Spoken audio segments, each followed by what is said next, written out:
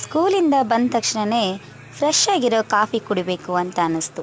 So ಅದಕ್ಕೋಸ್ಕರ ಬೇಗನೆ coffee ಕುಡಿದು ಯೂಟ್ಯೂಬಿಗೆ ವೀಡಿಯೋಗಳನ್ನ ಮಾಡಬೇಕಂತೇಳಿ ರೆಡಿಯಾದೆ. ಸೊ ಸ್ವಲ್ಪ ಕಾಫಿ ಕುಡಿದು ಯೂಟ್ಯೂಬ್ ವೀಡಿಯೋಗಳನ್ನು ಮಾಡಿದರೆ ಮೈಂಡ್ ಕೂಡ ತುಂಬ ರಿಲ್ಯಾಕ್ಸ್ ಆಗಿರುತ್ತೆ ಅಂತ. ನೋಡಿ, ಕಾಫಿ ಮಾಡೋದು ನಮಗೆ ಗೊತ್ತಿತ್ತಂದರೆ ನಮಗೆ ಯಾವಾಗ ಬೇಕೋ ಆವಾಗ ಕಾಫಿ ಮಾಡ್ಕೊಂಡು ಕುಡಿಬೋದು. ಸೊ ಕಾಫಿ ಮಾಡೋದು ತುಂಬಾ ಸುಲಭ. ಹಾಲನ್ನು ಮತ್ತು ಸಕ್ಕರೆ ಮತ್ತು ನೀರನ್ನು ಬೆರೆಸಿ ಒಲೆ ಮೇಲೆ ಇಟ್ಟು, ಜೊತೆಗೆ ನಮಗೆ ಗೊತ್ತಿದೆ ನಿಮಗೆ ಇನ್ಸ್ಟೆಂಟಾಗಿ ಇರುವಂಥ ಕಾಫಿ ಪೌಡರ್ ಸಿಗುತ್ತೆ. ಸೊ ಕಾಫಿ ಪೌಡರನ್ನು ಹಾಕಿ ಮಿಕ್ಸ್ ಮಾಡಿದರೆ ಕಾಫಿಯನ್ನು ಕುಡಲಿಕ್ಕೆ ರೆಡಿ ಆಗುತ್ತೆ. ಸೊ ಅದಕ್ಕೋಸ್ಕರ ನಾನೇನು ಮಾಡ್ತಾಯಿದ್ದೀನಿ, ಈಗ ಹಾಲನ್ನು ಕಾಯಿಸ್ತಾ ಇದ್ದೀನಿ. ಹಾಲನ್ನು ಚೆನ್ನಾಗಿ ಕುದಿಸಿದರೆ ಕಾಫಿ ಕೂಡ ತುಂಬ ಸ್ಟ್ರಾಂಗ್ ಆಗಿರುತ್ತೆ ಅಂತ.